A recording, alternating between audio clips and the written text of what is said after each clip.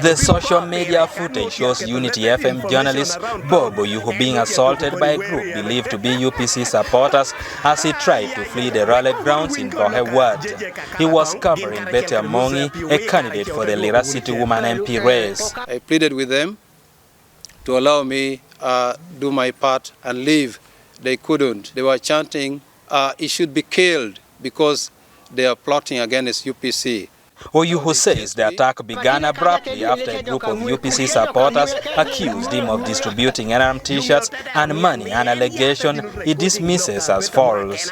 Within moments, nearly 150 people surrounded him, punching and kicking him as he tried to retreat. I was humiliated. My family are not okay. My children are traumatized when they look at the video of their dad being beaten in public. UPC officials in Lira City have distanced the party from the attack.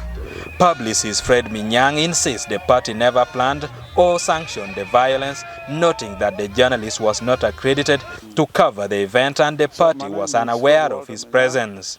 It also shocked us that Boke Ward was among the journalists, but we were not aware that he was around. So that makes it clear that what happened to him as party we were not aware. And I believe none of us touched him. Maybe this is a concocted story from the camp that is representing, just trying to what? To spoil the name and reputation of Honorable Betty, which is not okay. But I also want to assure the public that Honorable Betty is going to lead. We have been able to use that video to identify some of the individuals who... North Kyoga police condemned the violence. PRO Patrick Jimokema says suspects have been identified and arrests are expected.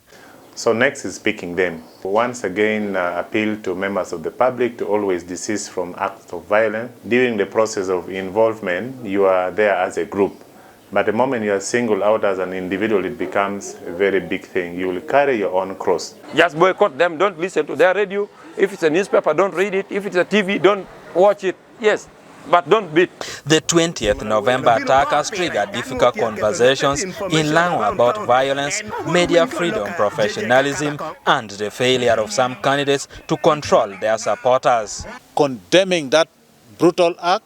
A group of journalists led by Hudson Apunyo says such attacks are becoming frequent, warning that reporters are now being lined up for beatings. All these cases were documented, but it's also sad to note that no serious disciplinary action have ever been taken on these people. We are going to follow up on this. We already have in it, and we shall follow it up to its logical conclusion. We have a list of journalists who are now being threatened. Apunyo has called on human rights defenders, security agencies and electoral commission to intervene urgently. He has also formally raised the matter with the UPC. The president should prevail over his people. A recent conflict analysis report flagged Lira City as a potential hotspot for election violence, largely due to the high-stakes race between two powerful ministers, UPC's Betty Amongi and Health Minister Dr. Jane Ruth Acheng, a concern discussed at the Let's Talk Peace Dialogue convened by the Netherlands Institute for Multi-Party Democracy. Practice the total aspect of professionalism. Veteran journalist Francis Ogema warns that while violence must be condemned, reporters must remain professional, impartial and aware of risk during heated campaigns. They are what we call red lines. Once you're beaten, you know that you've already gone beyond their red lines. They also have their red lines. Yes, they're the ones going to vote, not you. So once you are trying to use your media house or your profession to coerce them to support what they don't want, they may be right to beat you up. But I'm saying it is wrong. I would condemn it in the totality. Ogema adds that such attacks risk creating a precedent where journalists fear covering political events, undermining public trust in the electoral process. So that means now each politician will have to carry his or her. Eddy Olwa, UBC News. On NBS from covering president.